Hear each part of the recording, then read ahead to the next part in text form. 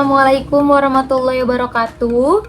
Kembali lagi bersama saya Mutiara Syifa, NIM 2213400013.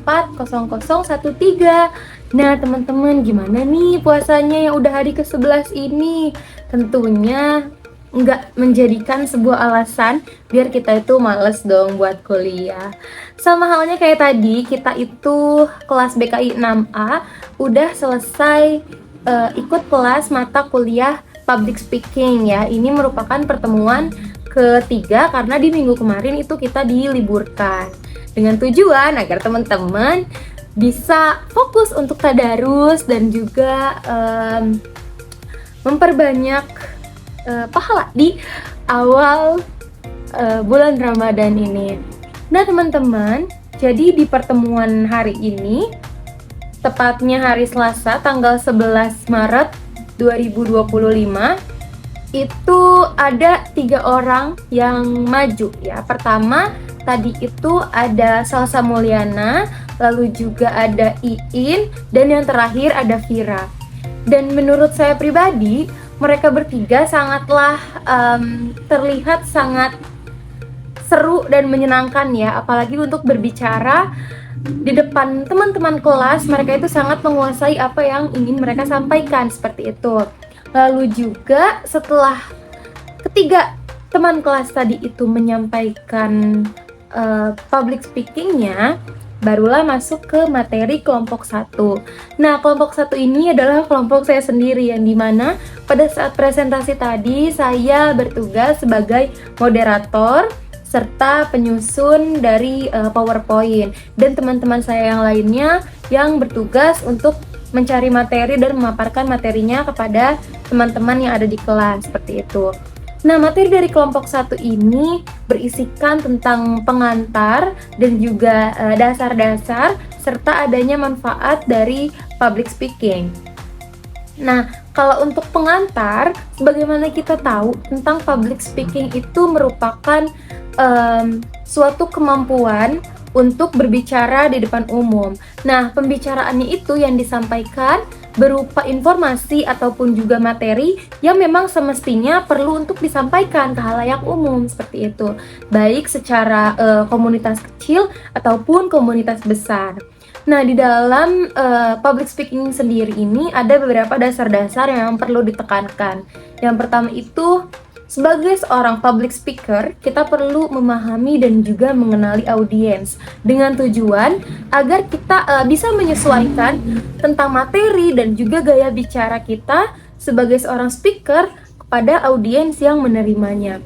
Lalu juga ada struktur presentasi. Nah, struktur presentasi ini bisa dikatakan sebagai pembicaraan yang terstruktur, mulai dari materi yang akan disampaikan dan juga nada-nada intonasinya, seperti itu perlu diperhatikan ya teman-teman.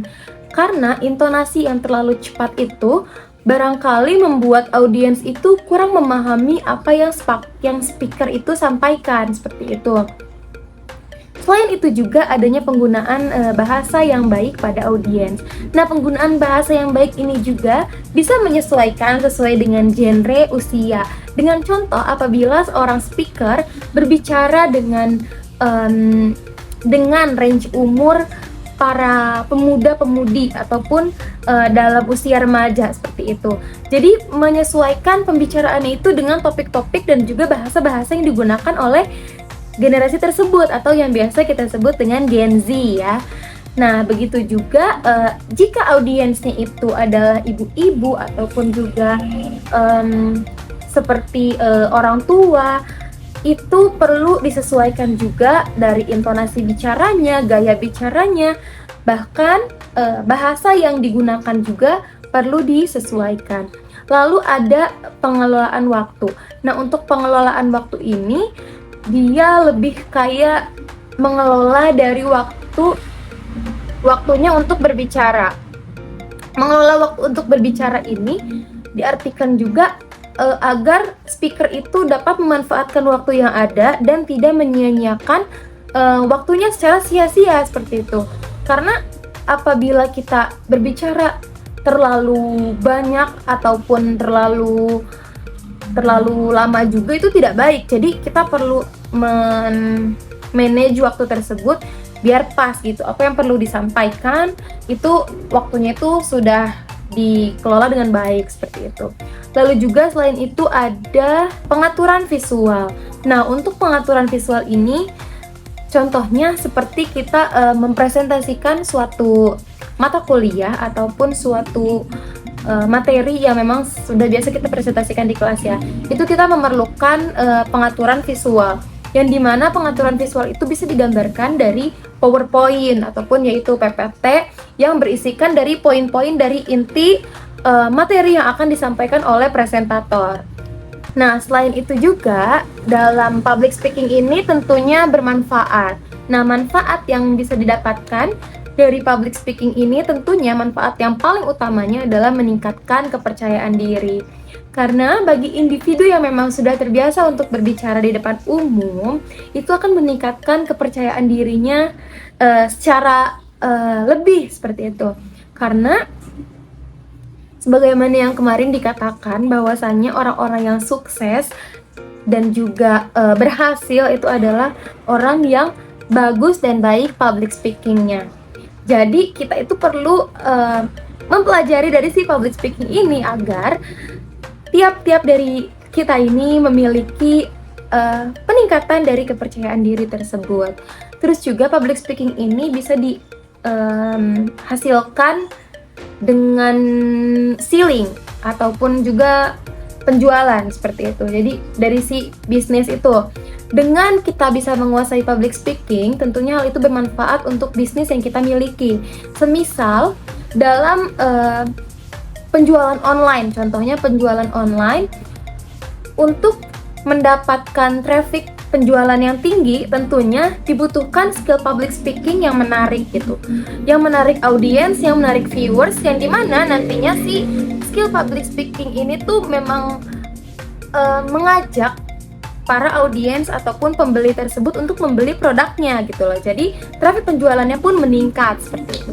Lalu juga bisa meningkatkan keterampilan, lalu bisa meningkatkan dari kemampuan sosial. Nah, kemampuan sosial ini bisa digambarkan dengan cara kita berinteraksi ataupun berkomunikasi dengan individu lain, baik secara kelompok kecil maupun kelompok besar.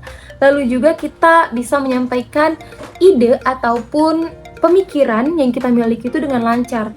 Karena terkadang individu itu tidak jarang nih buat kita tuh pengen nyampein sesuatu tapi kita nggak tahu apa yang mau kita sampein gitu. Nah, dengan public speaking itu tentunya kita akan terbiasa karena terlatih untuk berbicara dan bisa menyampaikan ide yang kita miliki dengan lancar.